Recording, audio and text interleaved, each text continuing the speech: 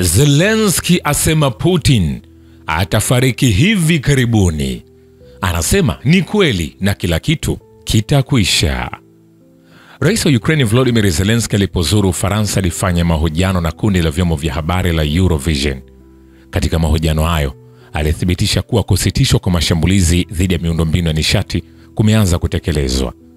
Alishangaza waandishi wa habari alipojibu maswali kuhusu wasiwasi alionao kwa rais wa Urusi Vladimir Putin na kusema kuwa kifo chake kiko karibu. Zelensky pia alieleza kuwa uongozi wa Marekani hivi sasa unashawishiwa na simulizi za Urusi. Alisema, kinachomogopesha Putin ni kupoteza mamlaka yake. Hili linategemea ustawi wa jamii, lakini pia linategemea umri wake. Putin atakufa hivi karibuni. Hiyo ni kweli na yote haya yataisha, alisisitiza.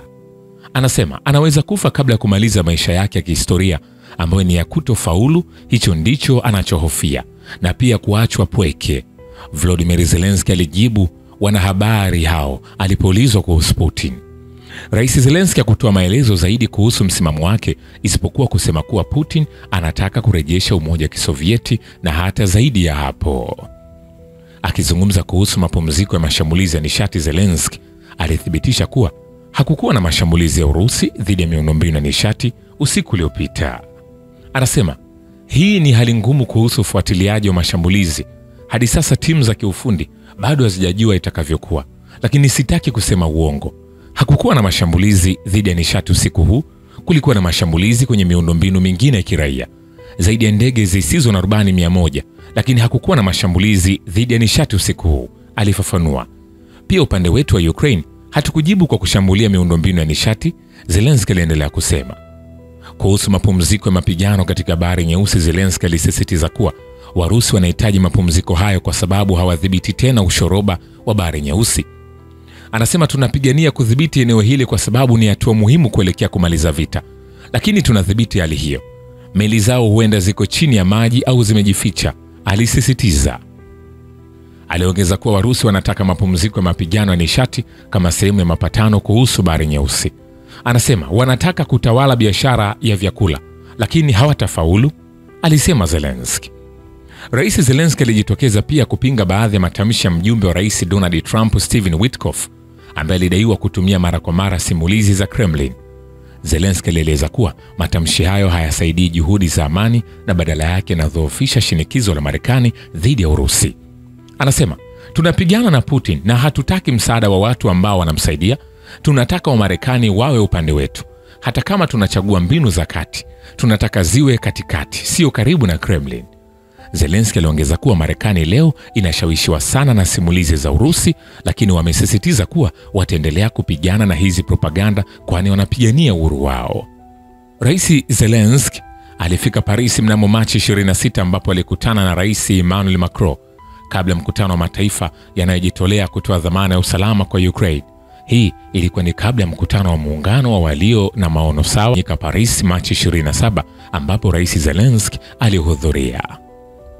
Mapatano kuhusu Bahari Nyeusi na nishati. Siku moja kabla, Marekani na Ukraine zilitangaza makubaliano yaliyofikiwa baada ya mazungumzo yaliyofanyika Saudi Arabia, ikijumuisha makubaliano ya kutotumia nguvu za kijeshi katika Bahari Nyeusi na kutekeleza mapumziko ya mashambulizi dhidi ya miundombinu ya nishati. Ikulu ya White House ilitangaza kuwa Marekani na Ukraine zimekubaliana kudumisha usalama wa meli, kuzuia matumizi ya nguvu na kuzuia matumizi ya meli za kibiashara kwa madhumuni ya kijeshi katika Bahari Nyeusi. Taarifa hiyo iliongeza kuwa makubaliano yalihusisha pia hatua za kutekeleza marufuku ya mashambulizi dhidi ya miundombinu ya nishati ya Urusi na Ukraine. Hata hivyo, Urusi ilitoa taarifa ikisisitiza kuwa makubaliano yaliyotangazwa na White House hayakujumuisha baadhi ya masharti muhimu, ikiwa ni pamoja na ombi la kuondolewa kwa vikwazo katika sekta ya kilimo ya Urusi ambayo itahusika katika usafirishaji wa bidhaa kupitia Bahari Nyeusi.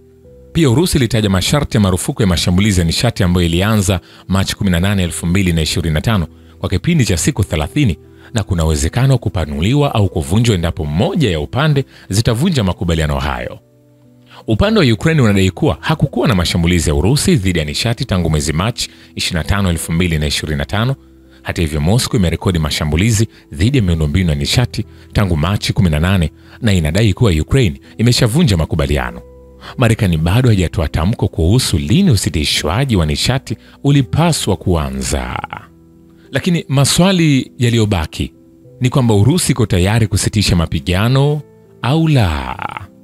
Wacha tuendelee kutizama. Nikwambie hivi, hatujamaliza.